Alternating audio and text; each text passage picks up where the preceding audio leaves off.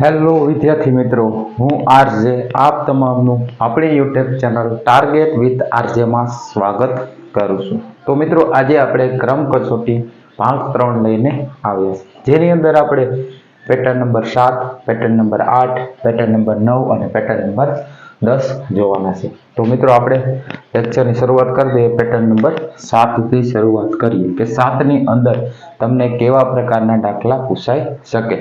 તો કેવા 2 કે 2 થી વધુ વ્યક્તિઓ વચ્ચે બેઠેલાના દાખલા પરીક્ષાની અંદર પૂછાઈ શકે. તો આપણે દાખલા જોશું કે કેવી રીતે પૂછાઈ શકે. તો અહીં આપણે આપેલું જ છે કે એક વર્ગમાં રાહુલ આગળથી કેટલામું, એક વર્ગમાં રાહુલ આગળથી કેટલામું છે મિત્રો? 12મું છે. તો આપણે અહીંયા સોલ્યુશન જોશું કે એક આખો વર્ગ છે, આખો વર્ગ છે. તો વર્ગમાં શું કીધું? રાહુલ આગળથી. કોણ? રાહુલ આગળથી કેટલામાં ક્રમે છે? 12મા ક્રમે છે. એટલે કે આ આગળ તો આ પાછળ. તો રાહુલ કેટલામાં ક્રમે છે? 11મા ક્રમે છે. તો આગળથી રાહુલ 12મા ક્રમે છે, તો રાહુલ અહીંયા 12મા ક્રમે છે. એટલે એની આગળ કેટલા હશે? 11 વ્યક્તિ હશે. આપણે રાહુલનો આર કરી નાખશું.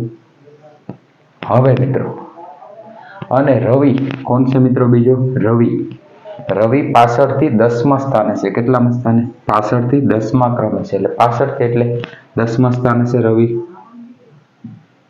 તો અહીંયા કોણ બેઠો છે? રવિ બેઠો છે. તો રવિનો આપણે શું કરશું? ડબલ આરવી કરી નાખશું. તો રવિ કેટલામા સ્થાને છે? રવિ 10મા સ્થાને છે. કેટલામા સ્થાને? 10મા સ્થાને છે. જો મનોજ રાહુલ પછી 7મા તેમજ મનોજ રાહુલ અને રવિની એકદમ મધ્યમાં હતો, તો કુલ સંખ્યા કેટલી હશે? તો હવે શું કહેવા માંગે છે? તો આ મનોજ નામનો વ્યક્તિ છે, તો મનોજ રાહુલ પછી 7મા ક્રમે. તો રાહુલ ક્યાં ગયો? તો રાહુલ આગળથી 12મા ક્રમે છે. તો મનોજ કેટલામા ક્રમે છે? તો 7મા ક્રમે. એટલે આપણે 12માં શું કરશું? તો 12માં 7 ઉમેરશું. એટલે મનોજ કેટલામા ક્રમે થશે? તો અહીંયા મનોજ બેઠો હશે. કેટલામાં? અહીંયા. એટલે કે 7 ઓલરેડી આગળ છે મિત્રો. એને શું કીધું? પછી. એટલે કે એની આ બાજુ. તો 7 હોય તો 12 ને ઓલરેડી રાહુલ કેટલામાં સ્થાને છે? તો રાહુલ 12મા સ્થાને છે. તેમાં મનોજ 7 આગળ છે, પાછળ છે. આગળ નથી, પછી એટલે પાછળ છે.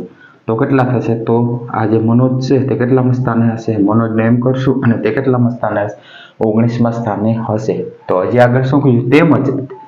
તેમજ મનોજ એ રાહુલ અને રવિની એકદમ મધ્યમમાં છે. શું કીધું? એકદમ મધ્યમમાં છે. તો હવે મધ્યમમાં છે, તો અહીંયા કોણ બેઠેલું છે? રવિ બેઠેલો છે. અહીંયા રાહુલ બેઠેલો છે. તેની મધ્યમમાં હોય મિત્રો, તો અહીંયા કેટલા? 7 પ્લસ કર્યા, તો અહીંયા પણ આપણે 7 પ્લસ કરશું એટલે મધ્યમમાં થશે. તો અહીંયા જે 19મા સ્થાને છે, તો અહીંયા આની વચ્ચે કેટલા બેઠા હશે? 6 બેઠા હશે. તો આની વચ્ચે પણ કેટલા હશે? તો આની વચ્ચે પણ 6 વ્યક્તિ બેઠેલા હશે. એટલે મધ્યમમાં થઈ ગયો. મનોજ ક્યાં થઈ ગયો? મધ્યમની અંદર થઈ ગયો. હવે આગળ શું કીધું છે? તો કુલ વિદ્યાર્થીઓ કેટલા હશે? તો આપણે ઓલરેડી મિત્રો જોઈએ કે રાહુલ કેટલામાં સ્થાને છે? 12મા સ્થાને છે. પણ મનોજ 7મા. એટલે મનોજ કેટલા થઈ ગયા? તો રાહુલનો આપણે કેટલામાં સ્થાને છે? 12મા સ્થાને રાહુલ છે. આ બાજુથી જોઈએ તો 10મા સ્થાને કોણ છે? અહીંયાથી 10મા સ્થાને રવિ છે. એટલે 10મા સ્થાને રવિ છે. એટલે 10 12 આ વ્યક્તિ થઈ ગયા, 10 આ વ્યક્તિ થઈ ગયા. હવે જોવાનું છે કે 10 ને 12 કેટલા થયા? તો આ 10 આ પ્લસ 12 એટલે 22 થયા. એટલે કે રાહુલ અને રવિ બે થઈને કેટલા થયા? 22 થયા. તો હવે આનું આપણે જોઈએ તો 6 આ બાજુ છે અને 6 આ બાજુ, એટલે 12 અને પોતે મનોજ, એટલે કેટલા થયા? 13 થયા. તો હજી પણ આપણે એમાં 13 પ્લસ કરશું 22માં, એટલે કેટલા થઈ જશે? 3 એટલે કે 35 થઈ જશે. કેટલા થશે? તો કુલ વિદ્યાર્થીઓ કેટલા હશે? 35 વિદ્યાર્થીઓ હશે. તો આવી રીતના પરીક્ષાની અંદર દાખલો પૂછાઈ શકે. આમાં કેટલા વ્યક્તિ? આપણે જોઈએ મિત્રો, તો એક વર્ગ છે. રાહુલ આગળથી કેટલામાં સ્થાને છે? રાહુલ આગળથી 12મા સ્થાને હતો. પછી પાછળથી રવિ કેટલામાં સ્થાને છે? તો રવિ 10મા સ્થાને છે. એટલે અહીંયા 10મા સ્થાને આપણે લખી નાખ્યું રવિભાઈનું. બરાબર, રવિભાઈનું આપણે 10મા સ્થાન લખી નાખ્યું.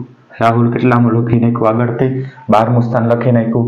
તો હવે મનોજ છે તો આ મનોજ નામનો વ્યક્તિ છે રાહુલ કરતા કેટલા 7 પછી છે. તો રાહુલ અહીં 12માં હોય તો 7 પ્લસ કરીએ એટલે 19માં સ્થાને આવે વ્યક્તિ આ, એટલે કે કોણ? મનોજ. પણ 19માં સ્થાને આવે તો કેવી રીતનું? તો આપણે એમાં શું કરેલું છે 7 પ્લસ એટલે તેની આગળ બેની વચ્ચે ઓલરેડી 6 વ્યક્તિ બેઠેલા હશે અને તૈયાર પછી બંને એકદમ શું કીધું રાહુલ અને રવિની વચ્ચે મધ્યમમાં છે. તો 6 આપણે આ બાજુ એટલે 7 પ્લસ કરવું છે એટલે અહીંયા પણ 6 વ્યક્તિ બેઠેલા હશે. તો 6 ને 6 12 ને 1 આ 13 થશે અને ઓલરેડી 12 અને 10 13 અને 12 અને 10 કેટલા થશે? 35 તમારો જવાબ આવશે. તો આનો દાખલાનો જવાબ શું આવશે? તો આ દાખલાનો જવાબ આપણે 35 આવશે. તો આ પેટર્ન નંબર 7 નો દાખલો હતો. હવે આપણે પેટર્ન નંબર 8 નો દાખલો જોશું. તો કેમાં પૂછાયેલો છે આ પેટર્ન નંબર 8 નો દાખલો? તો પેટર્ન નંબર 8 નો દાખલો RRB ની અંદર પૂછાયેલો છે, એટલે કે રેલવે ગ્રુપ ડી ની અંદર પૂછાયેલો છે મિત્રો. તો આ કેન્દ્ર સરકારની અંદર જે એક્ઝામ લેવામાં આવે છે તેમાં પૂછાયેલા દાખલા છે. બાકી તો આપણે જે ગુજરાત સરકારની અંદર એક્ઝામ લેવામાં આવે છે તેની અંદર પૂછાયેલા છે તે આપણે ઓલરેડી બધી પેટર્નના દાખલા કવર કરેલા છે. તો હવે આપણે કેન્દ્રની અંદર પૂછાયેલા છે તે કવર કરશું, એટલે આપણું મિત્રો કંઈ પણ આપણે ક્રમ કસોટીમાંથી કોઈ પણ ટાઈપનો દાખલો ચૂકી ન જાય. તો આપણે હવે 8મા નંબરની પેટર્નનો દાખલો જોશું. તો અહીંયા શું આપેલું છે કે છોકરાઓની હરોળમાં સૂરજ અને ભીમા, અહીંયા કોણ બે વ્યક્તિ આપેલા? એક સૂરજભાઈ છે, એક ભીમાભાઈ. વચ્ચે 8 છોકરા છે. કેટલા? એની વચ્ચે 8 છોકરા ઊભા છે. હવે ભીમાનું સ્થાન આપણે ખબર નથી અને સૂરજનું સ્થાન ખબર નથી, એટલે એટલું આપણે વાક્ય છે કે આપણે શું કરશું? સ્કીપ કરશું, પછી તેને જોશું. ત્યાર પછી શું કીધેલું છે? સૂરજ આગળથી 21મા સ્થાને છે. હવે સૂરજ મળી ગયો. તો આ સૂરજ છે તે આગળથી કેટલામાં સ્થાને છે? આગળથી. તો આગળથી 21મા સ્થાને છે. આગળથી પાછળથી, તો આગળથી પાછળથી જોશું મિત્રો. તો આ જે સૂરજભાઈ છે તે કેટલા આગળથી કેટલામાં સ્થાને છે? તો આગળથી અહીંયા આપણે 21મા સ્થાને છે. કેટલીમાં સ્થાને છે? 21મા સ્થાને કોણ છે? સૂરજ છે. એટલે ઓલરેડી એની આગળ 20 વ્યક્તિઓ હશે જ. એટલે કોણ છે? સૂરજ. તો સૂરજનો આપણે એસ કરશું. હવે શું કીધેલું છે? હવે જ્યારે ભીમાભાઈ થઈ ગયું મિત્રો. તો ભીમાભાઈ પાછળથી પ્રથમ સ્થાને છે. એટલે ભીમાભાઈ છે ને એ પાછળથી આ પહેલા સ્થાને છે. તો અહીંયા કોણ છે? ભીમાભાઈ છે. કયા સ્થાને છે? તો પ્રથમ સ્થાને છે. કેટલામાં સ્થાને છે? પ્રથમ સ્થાને છે. હજી આગળ શું કીધેલું? તો આગળનું આપણે સ્ટેટમેન્ટ જોઈએ. અહીંયાથી આપણે અહીંયા કવર થઈ ગયું. હવે આ સ્ટેટમેન્ટ આપણું બાકી હતું તે જોઈએ કે ભાઈ હરોળમાં સૂરજ અને ભીમાની વચ્ચે કેટલા છોકરા છે? 8 વ્યક્તિ છે. એટલે અહીંયા ભીમાભાઈ છે તો ભીમાભાઈ અને સૂરજભાઈની વચ્ચે કેટલા વ્યક્તિ છે? તો આની વચ્ચે 8 વ્યક્તિ છે. કેટલા? વચ્ચે 8 વ્યક્તિઓ છે. તો હવે શું પૂછેલું છે? તો કુલ છોકરાઓની સંખ્યા શોધો. તો હવે કુલ કેટલા છોકરા છે તેને આપણે જોવાનું છે મિત્રો. તો અહીંયા આપણે જોઈએ તો આ 21 છે. આગળથી સૂરજ 21મા સ્થાને છે એટલે સૂરજ 21 થયા. પછી 8 બંનેની વચ્ચે છે એટલે 8 થયા અને એક આ ભીમાભાઈ પોતે એટલે કેટલા થયા? 9 થયા. તો અહીંયા આપણે કેટલા જવાબ થયા?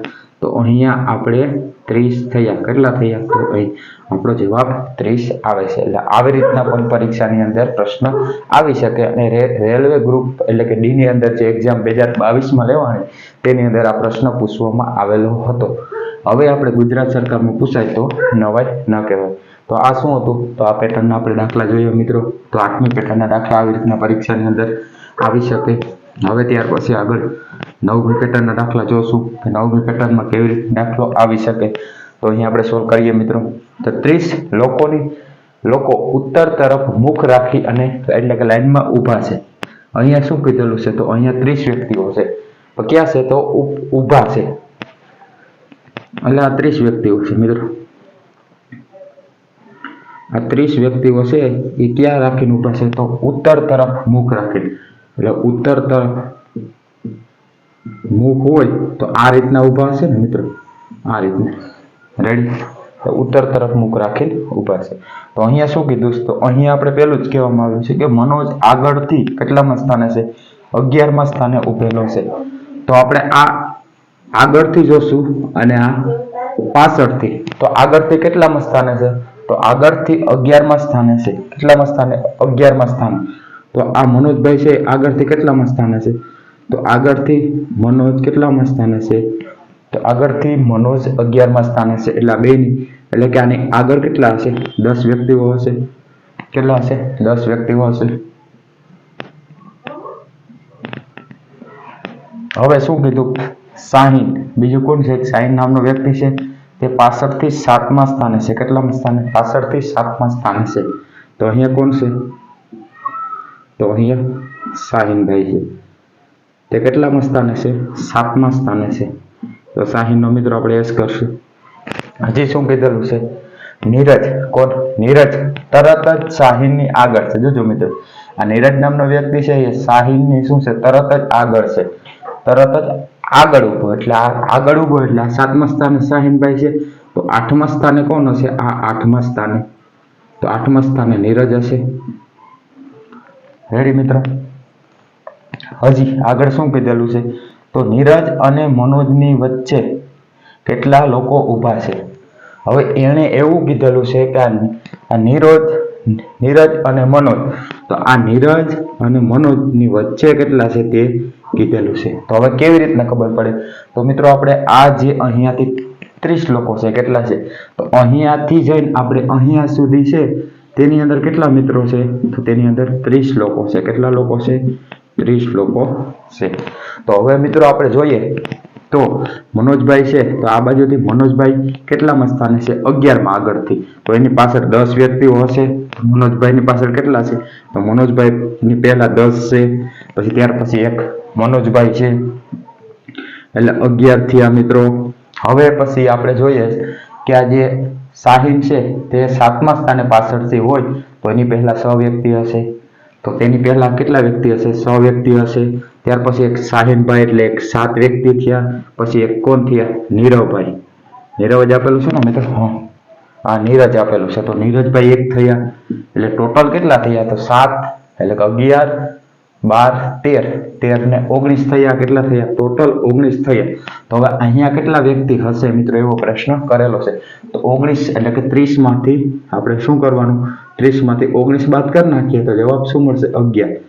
તો કેટલા વ્યક્તિઓ હશે? તો અહીંયા આપણે 11 વ્યક્તિઓ હશે. તો આનો જવાબ શું આવશે મિત્રો? તો આનો જવાબ 11 આવશે. એટલે કે આની બેની વચ્ચે કેટલા વ્યક્તિ હશે?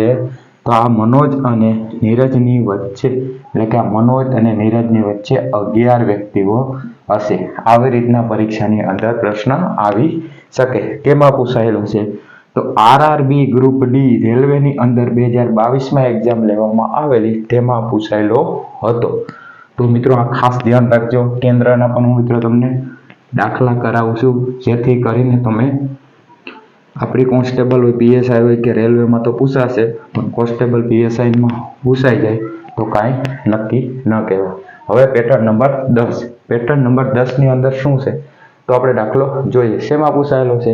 તો આરઆરબી રેલવે ગ્રુપ ડી ની અંદર પૂછાયેલો છે. તો આપણે દાખલો સોલ્વ કરશું.